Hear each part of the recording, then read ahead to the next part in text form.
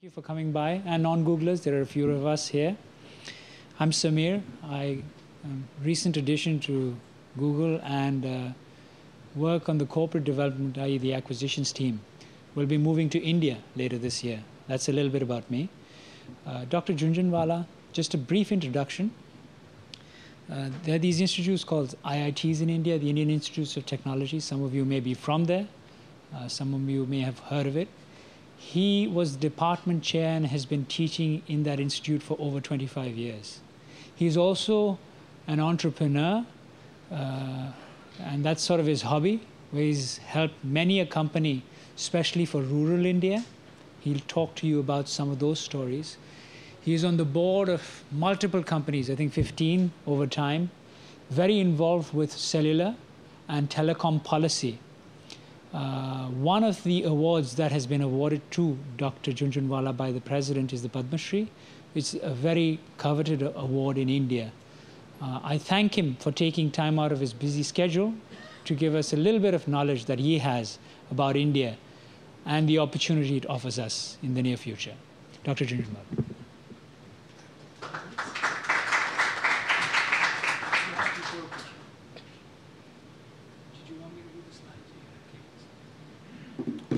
Thank you very much.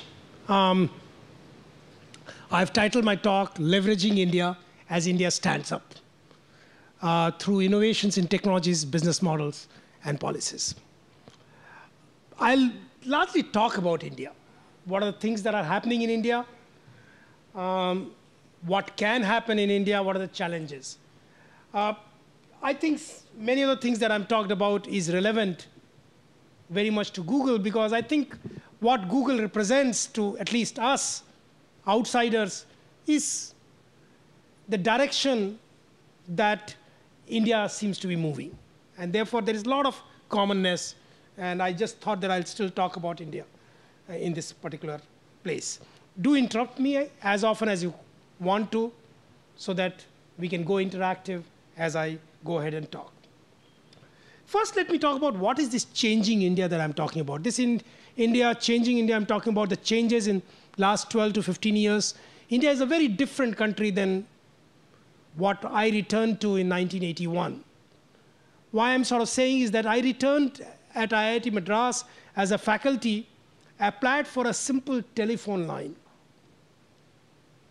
in Chennai, in Madras, the third largest city in the country, in the middle of the city. And it took me 8 years to get a telephone. This is the India that we used to know of. And suddenly, India has changed. And while talking about changing India, I always feel like starting with, to understand India, one needs to understand its billion people and where they are. And this slide, to some extent, captures it. This is a slide which shows the income levels for the about 65 million urban households and 135 million rural households. These are household incomes. And if you see the urban household, most of the incomes is around $200. If you talk about those with $1,000 plus, you are talking about hardly 2 to 3 million households. So really, if you want to do something in India, you need to be able to at least attend to those who are living here with $200 per month household income. Typical household is 5 people. Similarly, when you talk about 135 million rural household, almost 700 million people, you are talking about those with income between $60 to $100. My feeling is income level captures very well what can be done, what needs to be done, what is the direction that one has to move. It is this understanding that when we design products, when we design strategies, when we design what we need to do, it becomes tremendous sense as we keep this income in the mind. So it's a large market. 1 billion people is a large market, large country, but at the right price point. So what is this changing? This, probably the biggest impact of this change is felt by understanding telephony. 1994, India had 7 million telephones. Today, it has close to 150 million. It is adding 6 million telephone lines per month. At 70 million lines per year, it is the #1 market in the world for telephony. And it was adding 1 million lines per month in 1994-95, barely 10 years back. What has happened? It has happened once we understood that if you want to serve 150 million household, their average paying capability is only $7 per month. So you start with that $7 per month is what they will pay. And you have to build a business which satisfies them and which makes the business some money. And which essentially meant that the infrastructure capital expenses had to be brought down very, very significantly. It used to be $1,000 per line infrastructure expenditure in 1994. Today it's $100. The handset prices are negligible, $40 onwards. And this has suddenly made, once you get there, you suddenly become, the market explodes, as is happening. This is not the first time it has happened.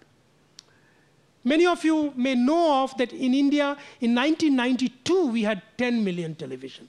By 95, we had 100 million television. And the key change took place because of two reasons. The first reason is that a black and white television was introduced by a company in India at $50. Now, it is not that everybody actually bought it at $50. But that was a starting point. And the television, which was $100 and $200, it basically brought in a whole lot of people. There were only about 15 to 20 million people who bought at $50 television. But it actually gave the breadth, and you suddenly got the volume. The second important thing that took place is a cable television, which when it was introduced, one had to pay $2 per month. Can you imagine? How do you provide, in $2 per month, how does an operator make money? How does it make money, take care of their capex? What about its opex in $2 per month? Now, it is this, these were the challenges which were met. I can tell you how those challenges were met, but it is when you met that, and of course the content which in India, fortunately, because of the kind of movie industry that we have had for years, was not a problem, and suddenly all the three came together and it grew. And I believe that similar growth, in fact, even on mobile telephony, we'll grow up to around 200, maybe 250 million, and then we'll suddenly slow down. And we then need to reach rural areas, where the income levels are only about $100 per month. The average revenue per user will not be $7 per month, it will be more like $2 per month. How do you build infrastructure which will enable you to earn money at $2 per month? At half a cent per minute? Today, it is 2 cents per minute, it's half a cent per minute. These are the challenges which kind of lets you use maybe the same technology, but upside down. And if you are able to do that, you build something substantial. Now, today, our operators make money at $7 per month. Nowhere else in the world, any operator makes money at less than $15 per month. Question is, having learned how to do it at $7 per month, are we ready to take on the world? So once it has learned that, is this possible? And this is something that one is imagining, one is looking at. Our business houses are looking at expanding. There are countries which are a little worried about it, that what will happen if the Indian telcos will come. But that's the direction one is moving. In fact, I don't know how many of you know, I was actually party to this whole thing. I was at the board of VSNL, was an advisor to Reliance. We bought Tyco and Flag. Tyco and Flag are two companies which together own 65% of undersea optical fiber around the world. These companies were bought by Indian companies with the objective that as and when this bandwidth will be needed, we are the ones who will have this infrastructure. The companies had invested huge amount of money, $2 to $3 billion, but were bleeding, $100 million per month, per year. And they were losing, and their value was very, very low. These companies came and bought. This is something that we couldn't even have thought of 10 years back. This is what's starting to happen in India. And it is not just telecom industry. Those of you who have traveled to India in recent times would be amazed by the kind of growth that has taken place in airline industry. Now, it is true that our airport infrastructure is terrible. But we'll solve that problem also. Today, the airline industry is booming. today, at around $35, you can fly from Chennai to Delhi. Something that was unimaginable.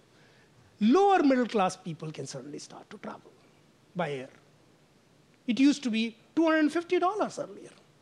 This is what the cost used to be 2 years back. Once again, what is happening in India which is making these changes one after another? Auto sector. I don't know how many of you have heard of Scorpio, Tata Indica. 99% developed within India. Projects worth $150 million research projects. These are the kind of projects that we are taking and building products which can stand against anyone else. We are already today called the auto component capital of the world. How has this change taking place? What has gone behind it? And today there are some very interesting experiment, public-private experiment to take us further forward. All of you know about IT and IT-enabled services. $28 billion last year, likely to touch $50 billion in a couple of years' time. And many of you must have read this book, The World is Flat. And I remember meeting him last year at the IIT Alumni Association, the author of this book. And I told him, well, if you think that the opportunities have become equal and the world has become flat, you haven't seen it yet. Today you are talking about it because 250 million, 300 million urban people are able to compete. What will happen when the next 700 million rural people are able to come into this market and compete with the others in the world? And that's the changes that we have to look for. These are somewhat visible changes. Anyone who has been reading papers know about this. Let's talk about some of the not so visible changes. I think one of the changes that we probably know of and still does not register to us. We have today 400,000 engineering students graduating every year. The number used to be 25,000 when I went back to India. There are 100 schools, and it was all in public domain. Private schools were not allowed. And though there was a huge desire amongst Indians to study engineering, I'm taking engineering as one example, just we had bottled it up. We are not allowing that. We, of course, did not allow that in the name of quality. And quality is a serious problem. But we opened it up. And the quality of many of these colleges improved. There are uneven quality. There are poor quality ones. There are good quality ones. If the quality is a major problem, we need to solve that. That is the challenge that we have, rather than sort of bottling it up and sort of saying, oh, we will not allow the students to graduate. It is this human resources which have built the industry, IT-enabled, IT service industry, IT-enabled services industry over the last 15, 20 years. Without this, India wouldn't have changed. And if you know, many of you may be hearing, oh, South India, all this is happening.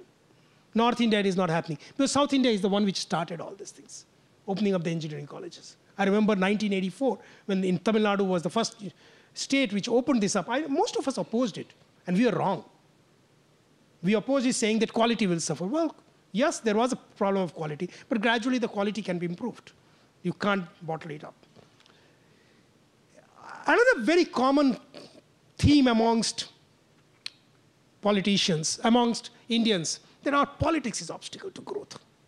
And with the recent reservation debate, I'm sure many of you may be repeating this again and again. But I think it's more of a catch. I've, over the last 20 years, worked within India, have seen many, many governments around the world. And really, there is not much of a difference. We make our mistakes just like anybody else does. We are more ready to correct it. And I'll give you one example. The example of, in telecom sector, which is a sector that I know very well, the 3G licensing in Europe. With a hype surrounding 3G that it will solve all the world's problem, all the operators in Europe bid astronomical high license fee. But since they had bid it and they were awarded the contract, they had no option. The license fee had to be paid. If they go down, let them go down. Most of them had to sell off 70% of their stake to simply survive. British Telecom is now 30% of what it was. So does French Telecom, France Telecom, German Telecom, just to survive. government couldn't do anything. Well, there was a fair bid. It's a democratic country. If we go and help them, somebody will accuse us. India went into a very, very similar situation. 1994, when we opened up Indian Telecom and asked for bidding, astronomically high bids were placed by people. Why? We looked at 250 million, 300 million, 200 million middle class, and we multiplied it by $25 per month. The income levels for that was available, the average revenue per user from telecom that was available in the West. The calculations were all done from here and said, oh, astronomical money can be made. Nobody understood. Even somebody looked at the income levels, one could have said, well, this is not possible. But well, we made the mistake. And since there was huge astronomical bidding, when the operators were awarded license, nobody could actually roll out anything. We almost went into a situation by 98, most of these telecom companies were going bankrupt. We in academia, along with other intelligentsia, took an initiative saying this is not going to work. We went to the Prime Minister, requested him to form a committee, and we were all part of that committee. We changed completely the rules of the games. Even though they had bid hundreds of thousands of billions of dollars, we just sort of say, wave it off, make it a percentage of the total revenue as license fee. And Indian Telecom took off. What I'm trying to sort of say, that our politics seems to be more ready to face reality than many others, in spite of being a democratic country. And no, I won't say in spite, because of being a democratic country. And you see the kind of things that we are doing. I will briefly talk about, among the changes that I'm talking about, I'll talk about some of the work that has been done by our own group. I'll call it a story of TeNeT group, Telecommunications and Computer Network Group. It's a group within IIT Madras, a group of faculty, something like 16 or 18 faculty members who have incubated about 18 companies in last 10 to 12 years. Incubating entrepreneurs in a university, balancing economic growth and social development has always been in our mind. And yet, I think we have done something significantly different. Basically, we believed that one of the key learning for us was that if you have big dreams for the nation, entrepreneurship, successful business is the best way to drive these development dreams. This was a big learning for us in 80s. And various events in 80s, whether a small event like selling of shampoo in a sachet or a PCO, operator-assisted PCO, taught us something like this. And by end of 90, we are very firm that it is the successful entrepreneurship which can drive big dreams. And we then started. In 1994, as I pointed out, our group dared to dream that in 10 years' time, we'd like to get 100 million telephones, when we had only 7 million telephones. I remember we were laughed at, that these academicians, they don't know anything. But we just sort of said, we will not give up. We'll work on policy level. The policy was to open it up and allow competition to come in. Since none of our business houses had any experience with telecom, we sort of said, we'll help you grow the telecom companies. That's the reason I got onto the boards of some of these companies. And at the same time, we recognize the primary bottleneck is average revenue per user, CapEx and OpEx does not match. And the key cost is in the local loop. That was the dominant cost. And we knew that as long as you depend on the copper local loop, you cannot get 100 million because the price point will not go down. And the CapEx won't go down, OpEx won't go down. And we created a company called Madras. We introduced the concept of wireless and local loop, drove cellular telephony. And as we crossed 100 million lines last year, Madras crossed $200 million worth of revenue. It may appear to be small, but in Indian context, 1,000 crore rupees is a huge amount of money. We got royalties of the order of $3 million at IIT. And it's something, as far as we are concerned, we made a significant difference to the nation. When we had dreamt of 100 million telephones, we had thought the number is large enough that it will cover all parts of the country and it will cover urban and rural areas. By 2001, it was very clear that this is going to happen. But this is going to happen only in urban areas. Rural areas are going to be left behind. No operator, I was on the board of many of these operators, no operator thought rural areas as a business. And it is here we decided once again to carry out innovation and sort of say, we will work out to connect every village in India. And this time, it was not just technology, but a lot of business model innovation. We sort of said, we'll have a business model very similar to operator-assisted PCO model, which has worked so well in urban areas. We will go to every village, find a local entrepreneur, help them set up an internet kiosks, and get them to drive services. And we are able to do that at $1,200, go to a village and set something like this up. But the most interesting thing is that as we learned how to do it, and we were able to start doing these things, the key question came that, is communication the top priority? Communication was very important. Browsing, email was very important. But the priority in the rural areas was something more. And we soon realized education, healthcare, and livelihood is the key priority. And we sort of said, well, this is the key thing that we need to change. And we changed our vision statement from connecting every village of India to doubling the per capita rural GDP of India. It's a very bold statement. We made that. We are very serious about this. We have made very little progress on it. Just like from 94 to 98, we had made very little progress on 100 million telephones. But we have done lots of preparatory work. For example, we started incubating companies. People sort of say, well, how are you going to do work in rural areas? People are not literate. We said, well, if people are not literate, we'll bring video conferencing. And we worked on a company which do a low bitrate video conferencing, and we started multi-party video conferencing. We started using that as the primary medium of communication, doing all kinds of things. We were told that, well, office package, etc., the minimum thing that you need to do is all in English. And we created a company called CK Shakti, which came at a fraction of a cost, Indian language office package. In 8 languages, we actually did office, spreadsheet. So we had a word processing, spreadsheet, email client, database, and we actually were able to provide something like that, which was key. We are already using video conferencing to connect patients in the village to doctors in the urban areas. And it was being used effectively. And when we went back to the doctors that, are you satisfied with it? They said, yes, but only if I could measure the temperature of the patient, or if I could get the pulse. And we created another company called Neurosynaptic, which made a device, which now we introduced at the kiosk. It has a remote stethoscope. The stethoscope is put in the rural areas. The person and the doctor in the urban area hears the heartbeat along with the video conferencing. It can do remote temperature measurement, remote blood pressure measurement, pulse count, ECG monitoring. The key thing is this device costs only $300. Created a company, started doing this. We recognize that if you want to make a difference in rural areas, we need to create enterprises, micro enterprises in rural India, for which we need to take finance to the villages. And we started working with banks. Why can't you now, with the internet being available, do banking in the rural areas? And the bank sort of said, yes, we could do that. But in India, you need to deliver physical notes. Only if I could put an ATM in each village. But the ATM costs $20,000. For a small village of 1,000 population, $20,000 makes no sense.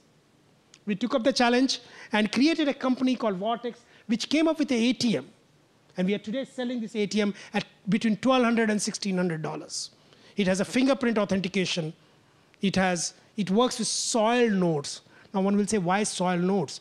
One of the most interesting things that we learned in the village is that when we took it to the village, and we had taken a new machine with brand new notes, and somebody withdrew the money, looked at the note, and sort of said, is it genuine? We said, why are you asking this question? Go to the shop.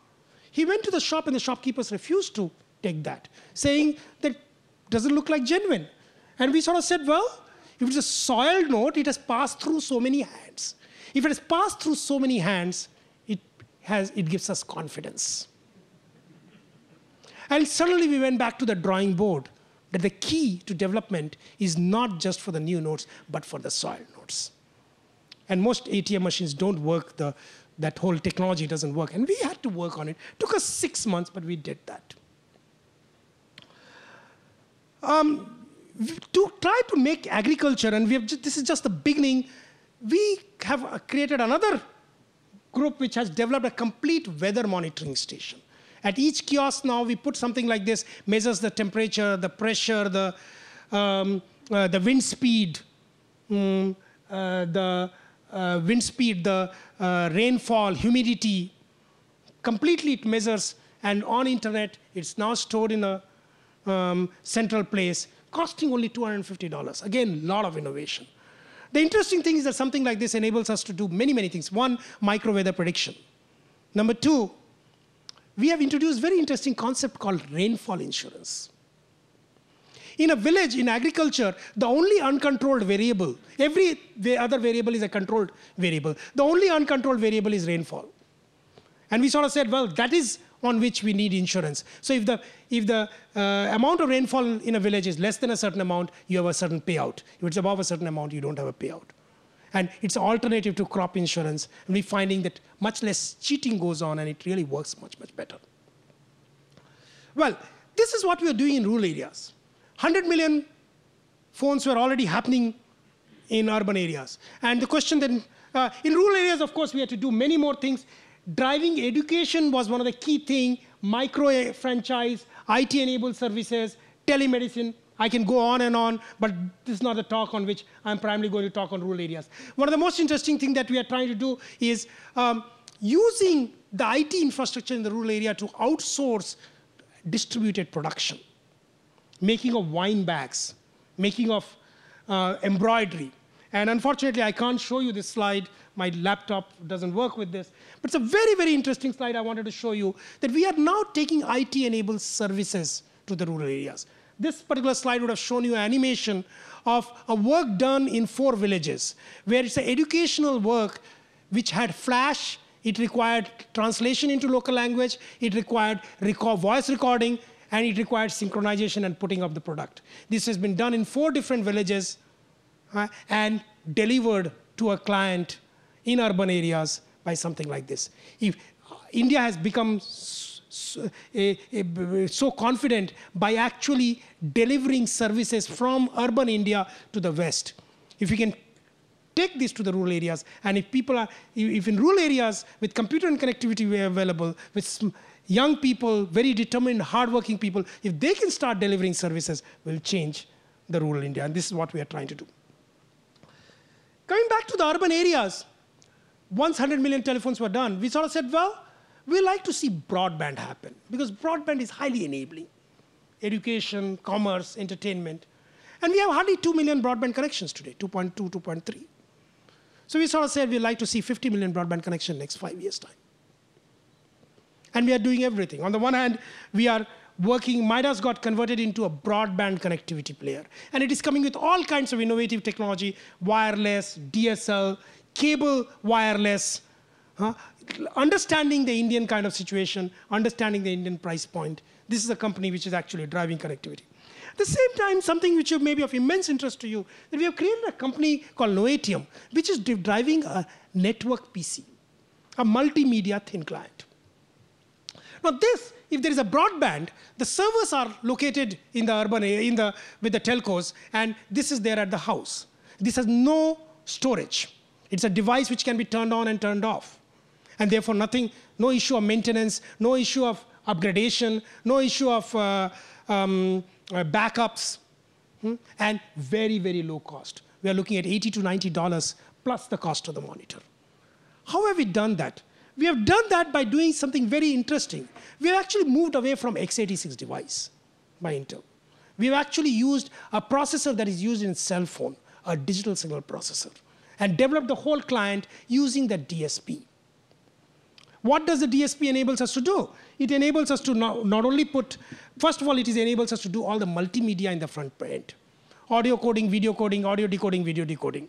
That itself is the primary CPU power, otherwise the server would have taken. We do all the graphics and screen handling in the front end. And of course, all the mouse and keyboard and all that. And file storage and number crunching otherwise is done in the back end. This concept is just starting to pick up, I believe can make an immense difference, because today we are using the DSP of today's generation. In 6 months' time, instead of 130 nanometer device, we'll actually get a 90 nanometer technology in that device. And soon we'll get a 65 nanometer, and we can build it to be as powerful as any other PC. with no more than 1.5 megabit per second to 1.5 megabit per second, which is required for bringing the MPEG-4 kind of movie as the broadband connectivity. So this is the kind of thing that we are trying to drive. We believe that something like this is extremely important. The concept of network computing, concept of shared computing. We are taking the shared computing. The server is shared, the software is shared, the device is now at home, instead of device being at a cyber cafe. That's a concept that we are actually introducing. What another dream with which we are working on? We want to create couple of billion-dollar product companies out of India. And I remember about a year back, I introduced this concept to my group, and everybody reacted that what's happened to Jhunjhunwala. He first talks about in dollar, and then he talks in $1 billion. We are a university. This is not our dream. And I told them something different. I told them, see, look at what's happening to the telecom product companies from the West, whether it's a Nortel or Ericsson or Lucent, Alcatel, Siemens. They're all receding. Because the key expansion is taking in emerging market, and they're not able to compete. Who is winning there? Huawei, ZTE from China. This is an opportunity for Indian companies to become that big. And we are probably in the best position to drive those opportunities. And we are looking at companies like Madras doing all kind of innovation. We are looking at companies like Tejas that we have created, doing some very interesting work in STM1416, tying up with Nortels of the world or Motorola's of the world, competing against Huawei, ZTE, growing rapidly into something very significant companies. How to leverage this changing India? Let me give a few thoughts. One of the things, for example, there is a very strong desire throughout the country amongst youngsters, amongst intelligentsia, amongst even politicians, scientists, that can we now think of becoming leaders in a few technology areas? We have done well, but we are still not leaders amongst the leaders. There's not necessarily that you can be number one, number two. And we believe that these are, again, something that TeNeT has to drive, at least in one area or maybe two areas, can we try to push ourselves into leadership. Wireless is one such area that we have identified, and we believe there is a real opportunity in 8 to 10 years to become amongst the leaders. We have a very interesting thing that we are trying to do just outside IIT Madras, build a research park, very similar to Stanford Research Lab. We have seen the bringing together the faculty, students, and industry R&D personals together. What does it do? Both in terms of innovation, incubation, entrepreneurship, as well as driving established companies. And we went to the government, we were able to get a land, we are building this facility, and we're hoping companies like yours can come and set up their R&D facility, work jointly with IIT. The back gate of this goes to IIT, and it becomes extended campus. These are the kind of things that we need to do. These are successful. In US, you have seen not just Stanford Research Lab. If you go to the technology highway next to MIT and Harvard, if you go to the North Carolina Triangle, you will go to the South Florida Research Park. These are the kind of things that have been successful, and we are hoping to do something like this. Let me come to some other challenging problems, which we probably haven't sufficiently given thoughts to. And they are very serious problems, and we need to really come to it. And we believe technology can do a lot in something like this. For example, 20 million children enter school every year in India. They get very poor education, most of them, because they have very poor infrastructure, very poor teachers. And teachers cannot be created overnight. If you don't attend to this, we'll end up into serious trouble. Can we use technology to overcome the shortcomings and find solutions? In a very similar manner, I talked about college education. And I'm not talking about now just engineering. Huge, 2 million people going to college. Most of the college have very poor teachers. But there's enough very good teachers. Can we use technology to enable, in absence of sufficient quantity of good teachers? We are fairly focused on making India a product house. Conceptualize, build, and drive new products from India. Use Indian talent, use Indian academia. We are very clear that one of the key strategy has to be the develop product for ourselves, not for the Western market, for the emerging market. Because if you develop that, you will develop it at a very different price point. You develop it at that price point, you are the leaders. You are the leader. Because once you develop it at that price point, you can go anywhere else in the world. It has to be tested sufficiently in India. If you straight away go to the West, well, those corporations which do that have to be actually driven from the West, not from India. Dreams like 50 million broadband connections should be TeNeT dreams. These are the dreams that Google should drive. This will really create huge market. And what are the kind of innovations that are required? We are doing a lot of innovations. These are kind of dreams that it drive. Or doubling the per capita rural GDP. Once again, has to be nation's dream. Has to be dreams of lots and lots of people within India and outside. And 10 years we'll get there. We will have to do lots of things. For example, the key bottleneck in this is not going to come from other things. It's going to come from power, distributed power generation. 25 kilowatt to 100 kilowatt power plant in every village. Grid electrical power reaches, but our supply, our generation is always less than the demand. And it will be all sapped in urban areas. Only the leftovers will go to the rural areas as and when there is a surplus. No industry can thrive in rural India with something like this. Can we have a distributed 100 kilowatt power plant, whether it is solar power plant or a biogas or a biodiesel, whatever, or wind? These are challenges that we have to do. Today, it is possible to start moving in that direction. There are ventures that can be set up. You don't need to be an expert in these areas. You need to be a very general expert and a determined entrepreneur to solve this kind of problem.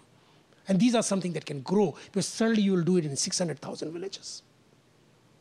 And you need to have a business model of actually running these plants, somebody running these plants and distributing power. Well, I'll just take 1 minute about this, because I don't know how many of you know about a program called National Rural Employment Guarantee Scheme. It's one of the largest social programs ever designed anywhere else in the world. It is a very simple program that every household in India, rural household in India, will be given a minimum of 100 days guaranteed employment. Now, the number of households are large, 170 million. So it's a very, 150 million. It's a very powerful program. Now, one may sort of say, does this kind of give out really work? I mean, of course, all of us react to it. But remember that if you can do something like this, first of all, it will eliminate hunger. And eliminating hunger is extremely critical. I learned this from one of my teachers 15 years back. Tamil Nadu introduced this noon meal scheme in 1985. In simple, that when you go to school, middle of the day, you are going to be given one meal. If Tamil Nadu today is doing so well, and then Andhra and Karnataka is doing so well, all of them introduce that one after another. It is because of this. Because certainly, when you feed children who are otherwise going hungry, you are making sure that their brain develops. This program could theoretically build rural infrastructure. It can significantly add to the rural income. The biggest problem is most of us believe that there will be huge leakage and hardly anything will go to the rural areas. That's the reason many of us are opposed to this program. And we, of course, want it a very time-limited and become... And can we use technology to overcome something like this? Leakage, corruption. There are many things that has happened in India where technology can be used. I can talk more and more about it. I'll stop here by just sort of saying that India has changed immensely over the last 10 years. It is not 12, 15 years. It's not the same India. It is a very confident India. I often sort of say, I went to IIT Kanpur, one of the best schools in the country, had some of the best teachers in the world. Very good. But you know, one thing that even from my best teachers, I sort of say, technology is something that the West can do. Today, I find youngsters coming to our institutes or any other institute, they feel they are as good as anyone else in the world. That confidence has come in India. I'm sure that has come in China. This is what is making the world flat, that confidence. Can we capitalize on this? And what I also pointed out, that while immense number of things are being done, we have immense number of problems. I'm not trying to list most of them. This is a time where those who care, not just for India, this is the problem. If we solve the problems for India, we'll actually be solving the problem for the half of the world, or 65% of the world, which has been otherwise deprived. And most of us, people like you, have immense capability. I think question is, are we willing to get into this and do something which will be driven by entrepreneurship spirit, but something which can change the world. I believe that's the Google spirit, and I'm come here requesting you to participate in that. Thank you very much.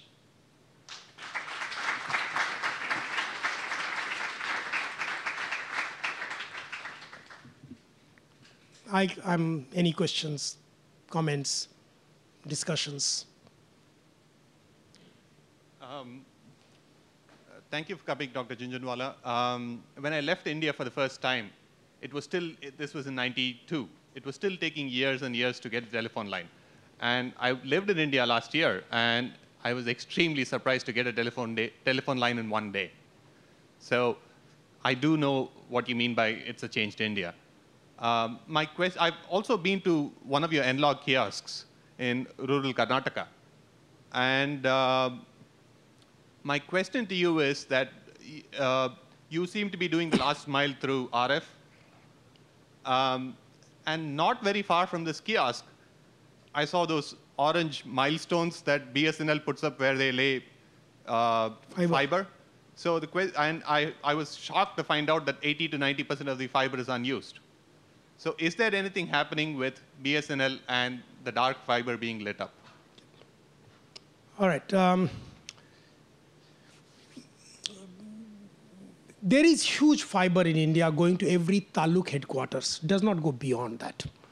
Taluk headquarters, which is like a county headquarters.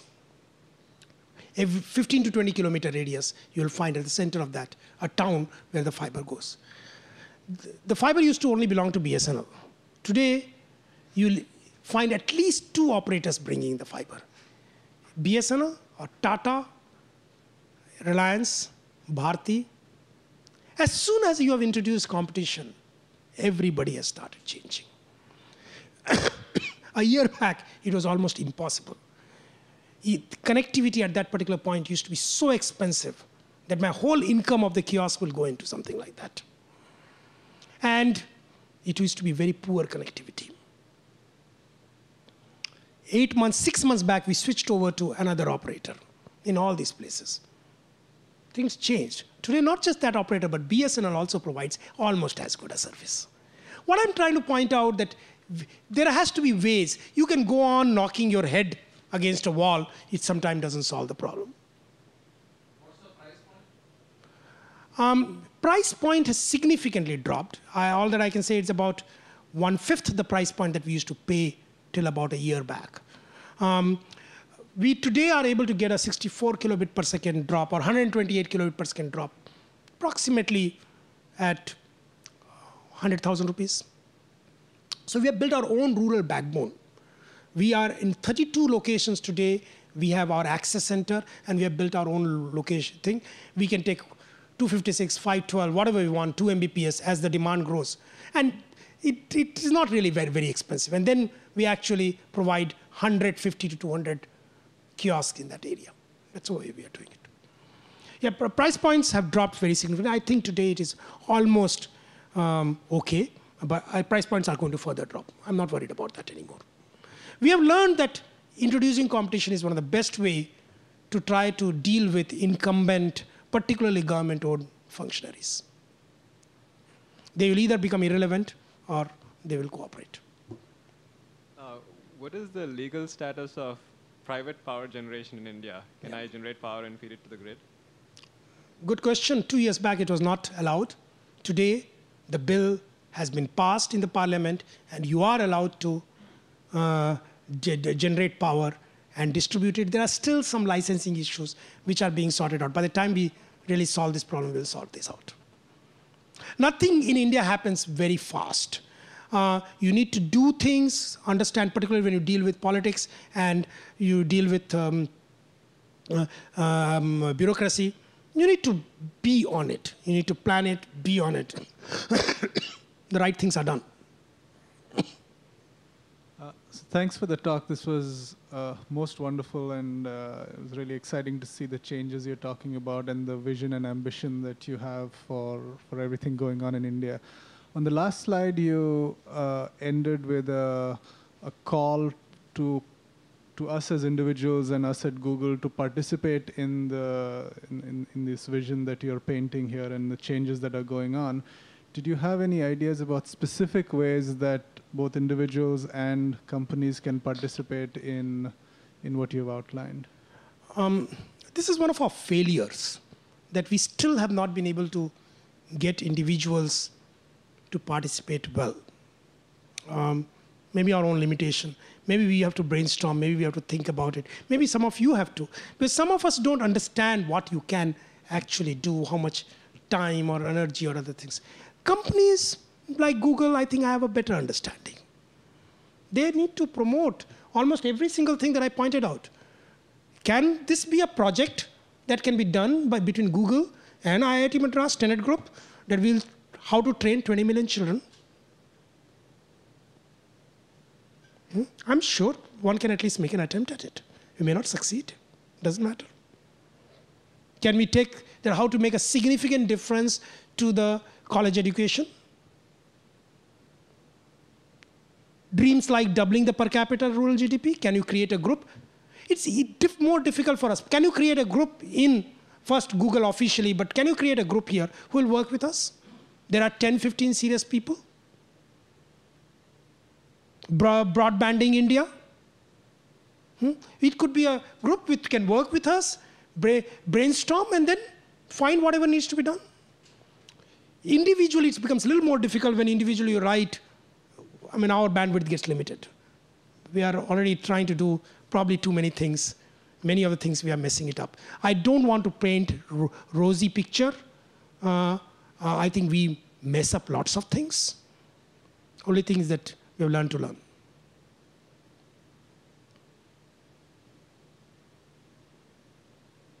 I've been given signal that I have only 1 more minute.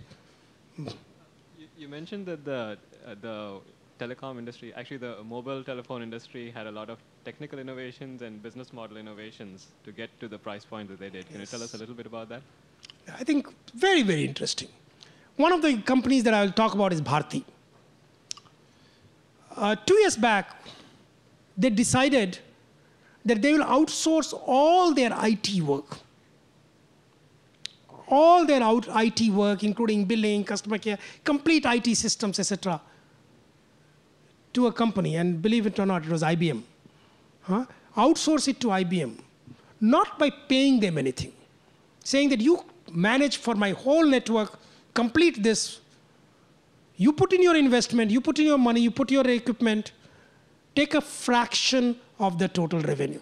So if I'm getting $7, maybe I'll give you 30 cents out of it. I mean, this is the first step that they took. One of my students who did PhD with me, one of my students was driving this program. First year was a total mess because they got their experts within IBM to come and define the kind of infrastructure that is required. And remember that this is a company which tries to sell infrastructure. So they try to maximize, not optimize. So they sold to themselves huge amount of infrastructure. And they bleeded like anything at the end of 1 year. And then I remember he came to me and sort of said, this will not work. What do we do?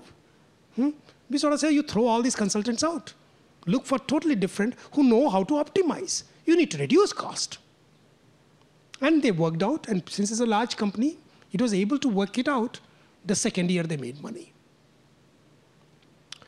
Same thing was repeated, sort of saying, all my base station, etc., is outsourced to, let's say, Ericsson. I don't remember which company. They did that.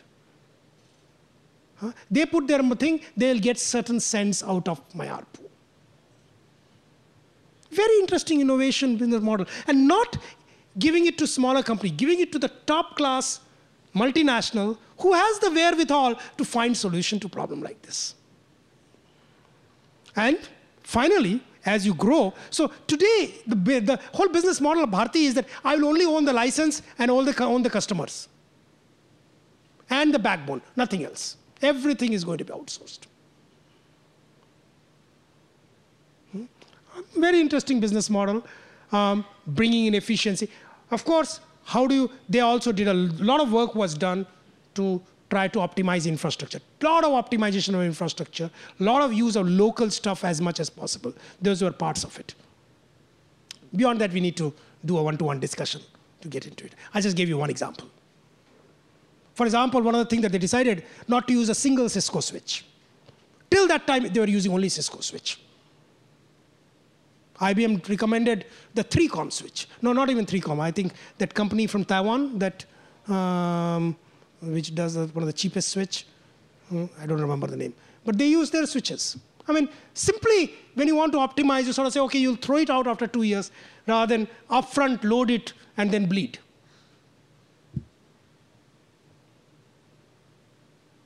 I guess my time is over. So I'm being given signal my time is over. I'm, however, available to you informally right now for a little while if you want to discuss something. But thank you very much for inviting me and letting me give my talk. Sorry that 1 or 2 slides I couldn't show you properly. Thank you very much. Bye.